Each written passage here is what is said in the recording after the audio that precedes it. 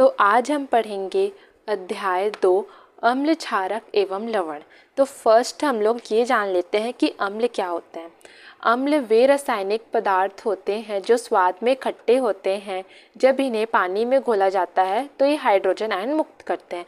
तो अम्ल एक प्रकार का खट्टा पदार्थ होता है, जैसे कि नींबू का रस और जितने भी खट्टी चीज़ें पाई जाती हैं, जैसे कि इमलियाँ और टमाटर और जितने भी जो खट्टी चीज़ें हैं, संतरा, जितने भी खट्टे फल हैं, वो सब में अम्ल पाया जाता है। मीन्स एसिड पाया जाता है। अम्ल मतलब होता है एसिड। एसिड का नाम भले ही आपने अम्ल ना सुना हो, लेकिन आपने एसिड ज़रूर सुना होगा। तो अम्ल को ही एसिड बोलते हैं। ये एक ऐसे रासायनिक पदार्थ होते हैं जो स्वाद में खट्टे होते हैं, ठीक है। और जब इन्हें पानी में घोला जाता है तब ये हाइड्रोजन आयन मुक्त करते हैं। इसे मैं आगे डील करूँगी, जो हाइड्रोजन आयन वाला है वो वाला। और यह नीले लिटमस पेपर को लाल कर देते हैं। आपने लिटमस पेपर के बारे में भी सुना होगा। एक नीला लिटमस पेपर होता है और एक लाल लिटमस पेपर होता है। तो जो नीला लिटमस पेपर होता है, जब उसको हम लोग अम्ल में डुबाते हैं तो वह लाल हो जाता है।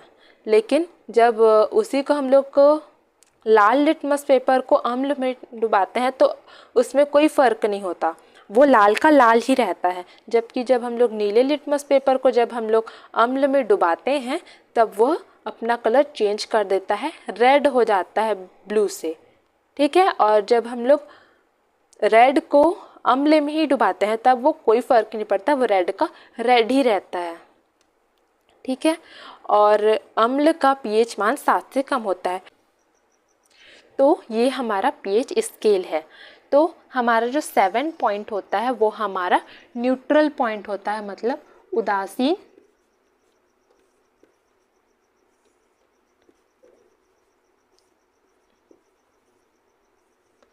तो जो 7 पॉइंट होता है हमारा उदासीन बिंदु होता है, मतलब हमारा न्यूट्रल पॉइंट होता है। यहाँ पर जब कोई पदार्थ का मान, उसका पीएच मान जब 7 होता है तब ना तो वो खट्टा होता है ना तो वो कड़वा होता है, मतलब क्षार होता है।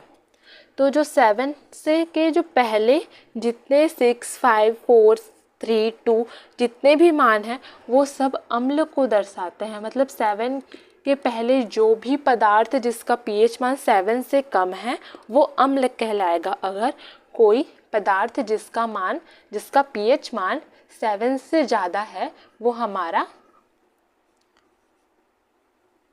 क्षार कहलाएगा। अब आगे हम लोग देखते हैं कि जो हमारा अम्ल है वो हाइड्रोजन आयन कैसे मुक्त करता है। तो हम लोग अम्ल का उदाहरण लेते हैं, क्लोरिक एसिड HCl, जो हमारे स्टमक में पाया जाता है, यानी हमारे पेट में पाया जाता है, या फिर जठर अग्नि जो हम लोग बोलते हैं ना, जो हम लोग को भोजन को पचाने में हमारी हेल्प करता है, HCl वही। तो HCl में जो ये एक अम्ल है, ठीक है। तो ये H+ आयन कैसे रिमूव कर, HCl है वो जब उसको हम लोग पानी में घोलते हैं, ये कंटेनर है, ठीक है। इस कंटेनर में हम लोगों ने HCl डाला।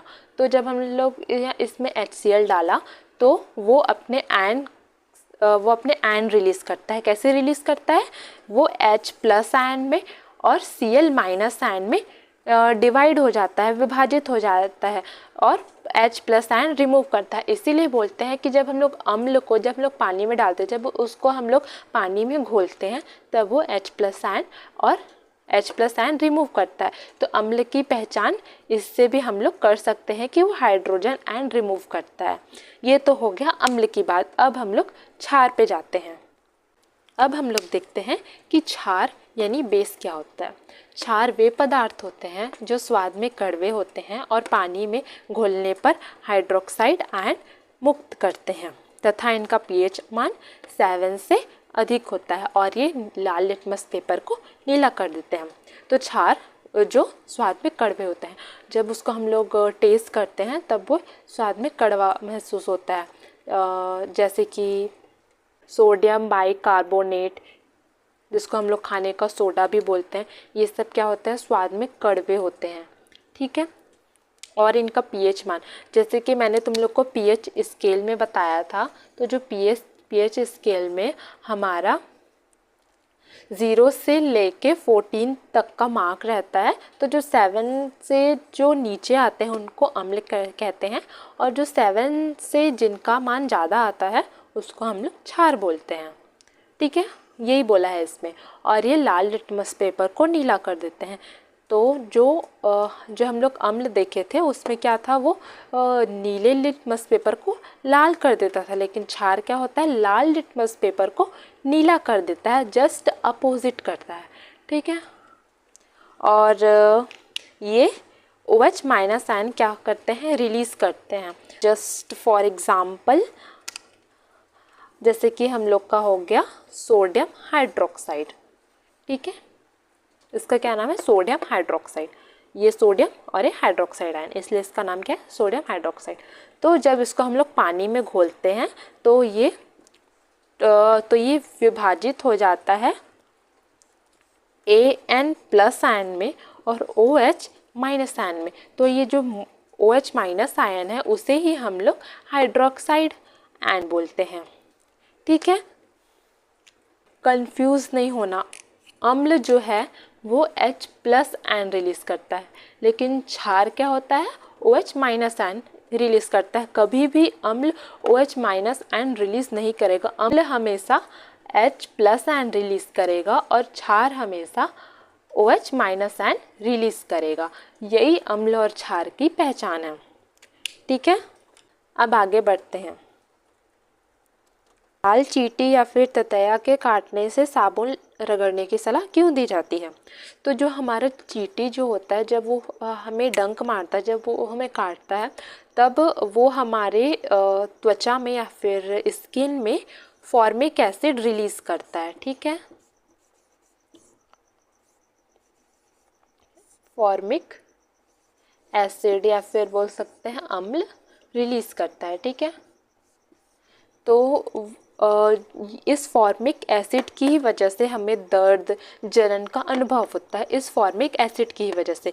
तो चूँकि वो हमारे स्किन में एक एसिड रिलीज़ करता है, तो उस एसिड को न्यूट्रल करने के लिए, न्यूट्रल या फिर उसको मैं क्या बोली थी, उदासीन बोली थी, उदासीन करने के लिए हम लोग उसमें बेस डालते हैं। बेस में क्या डालते हैं हम लोग, साबुन को रगड़ते हैं। ठीक है, साबुन को हम लोग रगड़ते हैं।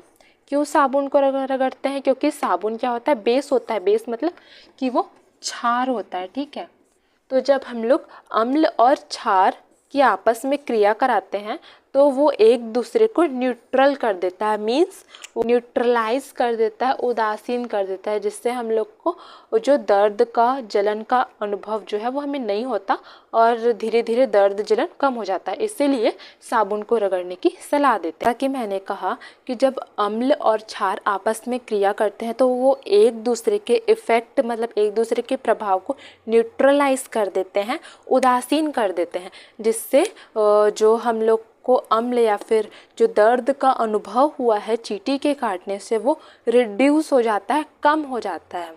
ठीक है, तो अम्ल और क्षार मिलकर लवण और पानी बनाते हैं।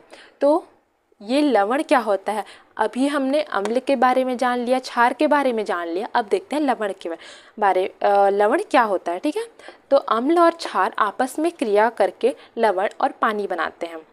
ठीक है, जैसे कि हम लोग अम्ल में ले लिया हमने HCl, हाइड्रोक्लोरिक एसिड, और सोडियम हाइड्रोक्साइड, जब दोनों आपस में क्रिया करते हैं तो क्या बनाते हैं, NaCl बनाते हैं, जिसको हम लोग क्या बोलते हैं, लवण बोलते हैं, और प्लस पानी रिलीज़ होता है। ठीक है, तो HCl का H प्लस आयन और क्लोरीन का Cl माइनस आयन, उसी प्रकार से सोडियम का Na प्लस आयन और हाइड्रोक्साइड का OH माइनस आयन, ये जब रिलीज़ होता है तब ये सोडियम और क्लोरीन आपस में जाके मिल जाते हैं और ये जो H और OH जो बच जाता है वो पानी बना देता है। ठीक है, तो ये जो लवण है उसको हम लोग इनडायरेक्टली सॉल्ट बोल सकते हैं। लवण मतलब सॉल्ट, जो हम लोग घर में जो नमक यूज कर वो लवण ही है, वो सॉल्ट ही है। तो जो अम्ल और क्षार आपस में जो क्रिया करते हैं, इसी क्रिया को हम लोग उदासीनीकरण बोलते हैं।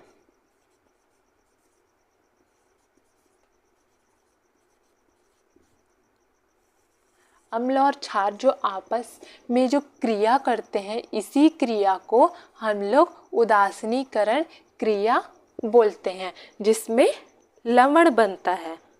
ठीक है, वैसे ही आपके बुक में लिखा है कि जब किसी व्यक्ति को एसिडिटी हो जाती है, ठीक है, जब किसी भी व्यक्ति को एसिडिटी हो जाती है तब उसको सोडा खाने के लिए बोलते हैं।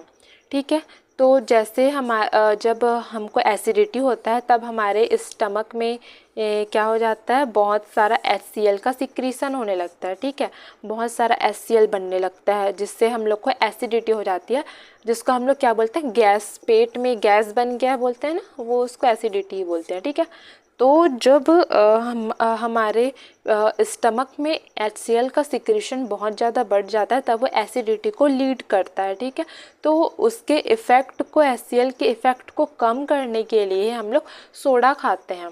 तो जो सोडा जो है वो बेस के जैसे काम करता है, के हिसाब से ये बेस ही है। तो जब हम लोग बेस हम लोग इनटेक करते हैं, खाते हैं, तो वो HCl के इफ़ेक्ट को कम कर देता है और हमारे स्टमक का जो कंटेन है, जो पाया जाता है, जो मतलब जिसकी वजह से गैस बन रहता है, उसको न्यूट्रलाइज कर देता है और फिर हम लोग को रिलीफ मिलता है, हमको अच्छा लगता है। इसीलिए बोलते हैं ना, वो सोडा इनो पी लो।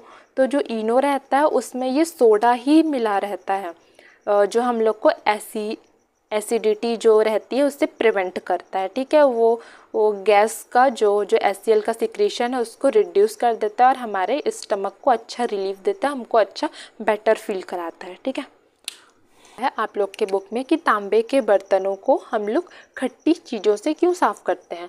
तो जैसे कि हमारा तांबे का बर्तन है, उस पर एक ग्रीन परत सी जम जाती है, आप लोगों ने घर पे देखा होगा। तो ये जो लेयर सी जम जाती है वो हमारा बेसिक नेचर का होता है। ठीक है, बेसिक नेचर का मतलब उसमें क्या का एक्यूमुलेशन, क्या का जमाव हो जाता है, हमारा कॉपर कार्बोनेट का एक्यूमुलेशन या फिर एक परत सी चढ़ जाती है तांबे के बर्तनों पे। तो ये एक बेसिक नेचर का होता है, इसलिए इसको वॉश आउट करने के लिए, इसको धोने के लिए हम लोग अम्ल का यूज़ करते हैं। ठीक है, तो अम्ल में हो गया जैसे कि नींबू का यूज़ करते हैं, इसीलिए हम लोग नींबू का यूज़ करते हैं ताकि जो एसिड और बेसिक आपस में रिएक्ट करे और लवण और पानी बनाए और बर्तन अच्छे से साफ़ हो जाए। इसीलिए तांबे के बर्तनों को नींबू, इमली और जितने भी खट्टी चीज़ें हैं उनसे हम लोग साफ़ कर सकते हैं। ठीक है, और आपके बुक में एक और क्वेश्चन है, फर्स्ट ही पेज में लिखा है कि हल्दी का दाग लग जाए तब उस पर साबुन लगाने से उसका रंग क्यों बदल जाता है।